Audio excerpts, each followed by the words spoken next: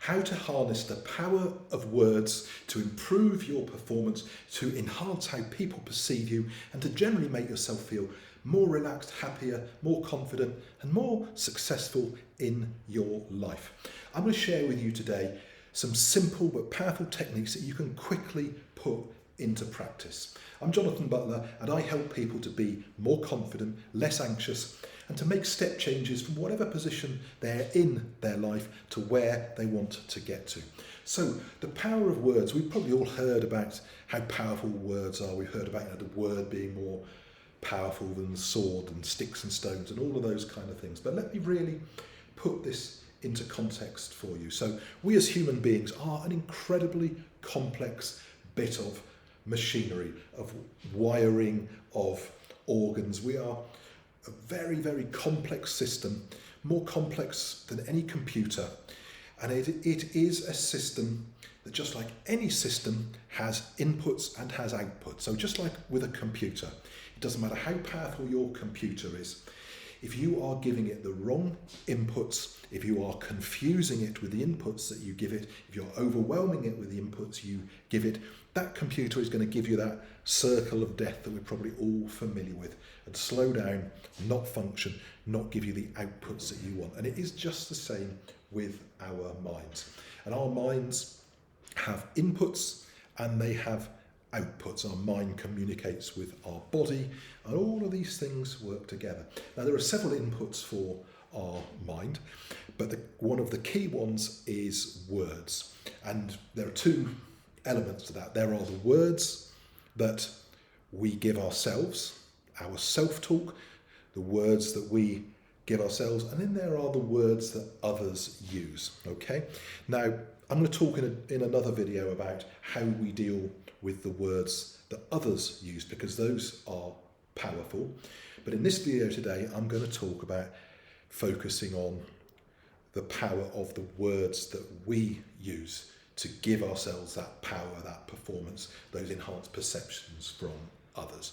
So I'm going to give you several examples, but let's start off with one that I'm sure a lot of you can relate to. So think about an event that you've got coming up. Maybe you've got a job interview. It's that time of year when people are maybe looking for jobs, going for interviews. Maybe you've got to do a presentation at work. Again, it's that time of year, New Year, maybe a presentation of your sales plans, of your budgets, of your marketing plans, whatever it might be. Maybe you've got an examination to do. Maybe you're doing your accounting exams. Maybe you've got a client presentation. Maybe you've got a hot date that you're going on and you've been out the dating game for a while. So for all of those things, these are big, or feel like big, important events, and you want to be at your best for them. And the problem with these things is we tend to get nervous about them, about doing these things. We get nervous, anxious in the run-up, and we can quite often get nervous and anxious and even freeze during that event itself. And that's normal to be nervous about things. We wouldn't be human, and we all need a little bit of nervousness to stimulate us, to get us going, doing what we need to do. But when we get too much nervousness, too much anxiety, it actually has the opposite effect to what we actually want. So let me give you an example of this. So let's say that in a couple of days' time, I am going to do a big presentation to a client. Okay, it's a big presentation. It's a make or break presentation, and I want it to go well for obvious reasons. So, how do I want to feel? I want to feel confident. I want to be relaxed. I want to be authoritative, and I want to see myself in there really giving off a good impression to people. Now, let's say that this presentation is something that's so important to me, to my business. I start to think about it. I start to get nervous about it. I start to worry about it. I start thinking about, will I remember my words? Will I make that point? All of these things that we will typically go through. And I'm probably telling myself that I'm feeling quite nervous. I'm feeling quite anxious. I'm not sleeping very well. And maybe I'm over-rehearsing for it. And so when I'm talking about that, just if you actually notice me now, I'm talking about being nervous. then the next level of being nervous is being anxious. And when you talk about nervousness, about anxiousness, notice what happens. My voice is changing. My breathing is getting shallower. My demeanour is actually changing. I'm less relaxed. I'm less animated because I'm giving myself these words of nervous, anxious. And when you say the words nervous and anxious, your mind hears you're nervous and anxious, and your mind knows that that is a bad thing. It's something you need to be protected from. So what does your mind do? It starts releasing cortisol and other unhelpful chemicals that are pumping through your body, putting you on alert, putting you on guard. And while that's quite natural, it's actually incredibly unhelpful, because if you're doing an interview, if you're doing a presentation, the reality is the most important thing isn't the words that you say. It's not whether you remember everything that you wanted to say in your presentation. It's how you make people feel. How you make people feel is by far the most important factor in any selling environment, whether that's pitching, whether it's interviewing, whether it's going on a date. So if you go into that situation feeling anxious, nervous, your first impressions and the energy you give out through that are not going to make you feel good, but they're also not going to make the people who you want to influence, the people you want to take with you, feel good. Because when I'm anxious and when I'm nervous, I become static, my voice changes, I stop moving around, I stop smiling, my breathing becomes shallower, and generally I'm just less human, less approachable. People sense that I'm in fear. But now I'm going to change the words. I'm going to change the label from being anxious to being excited. Okay? I am excited about this presentation I've got to do. I'm really excited about this presentation because this could be absolutely game-changing for my business. I know I've got really valuable things to say, that these people need my help. And what I've got is just such a powerful thing for them. I'm so proud of what it is. I'm just so excited to be able to get out there and tell people about it. So just notice then what happened to me then. I went from this, I'm feeling quite anxious about it, to the same feeling, the same physical feeling in my stomach of being a bit nervous, to being excited. And everything changes. I'm more animated, I'm happier, I'm more relaxed, I'm giving off a whole different vibe, a whole different energy to those people. So really simple technique. Let me summarize this. When you're feeling nervous or anxious, tell yourself you are excited. It's basically the same physical sensation of being nervous, of being excited, what you feel in your stomach. But when you change the label to being excited, your mind goes, that's positive, he's excited, he wants to do this. And you start smiling, you start relaxing, you start giving off a different energy. And you'll all know this in life, whether it's been going on a date, whether it's been going for a big job interview. If you go in there feeling relaxed, feeling calm, feeling on top of the world, believing in yourself, everybody's eating out of your hand. They want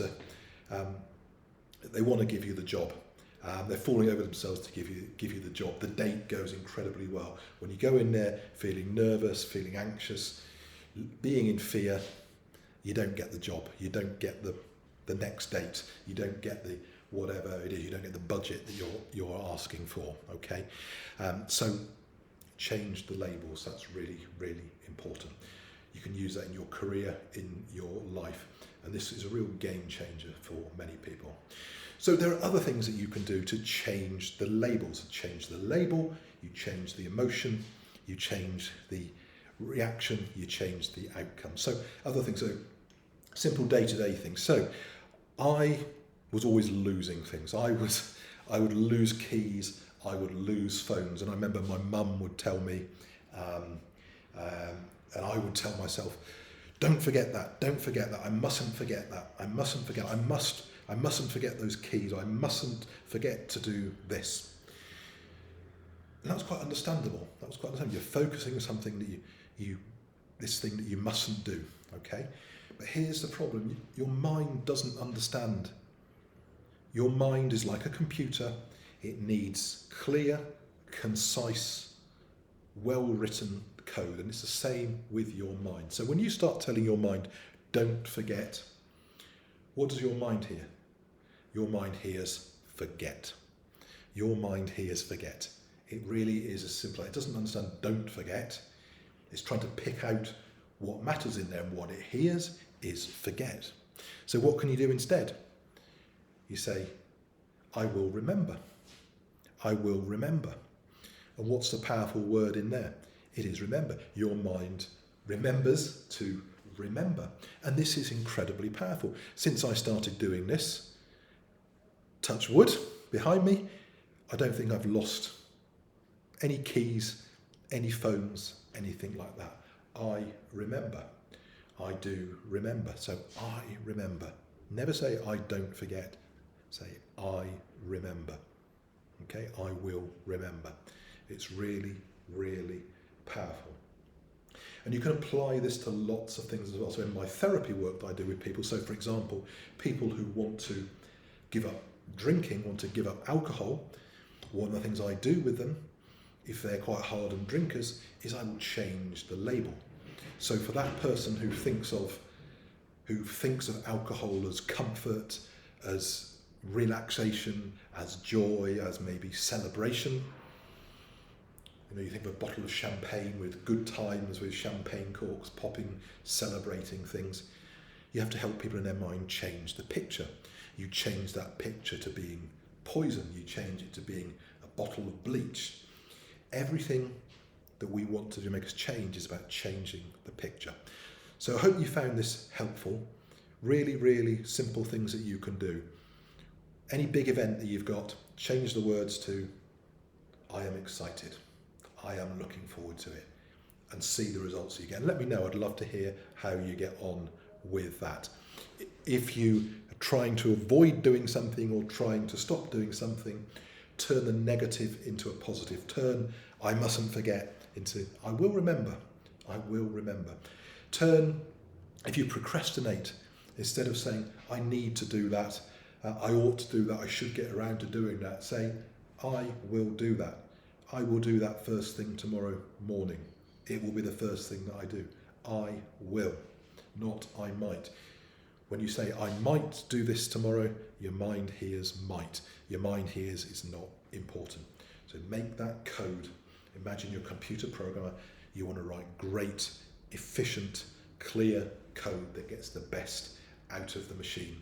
Same with the words that you give to yourself. So I hope you've enjoyed this video. Give me any questions. I'm happy to answer those questions. And I look forward to seeing you in the next series of my videos. I'm Jonathan Butler, and I am an RTT therapist, mindset coach, helping people to make step changes in their life to go from where they are to where they want to get to. Thanks for listening.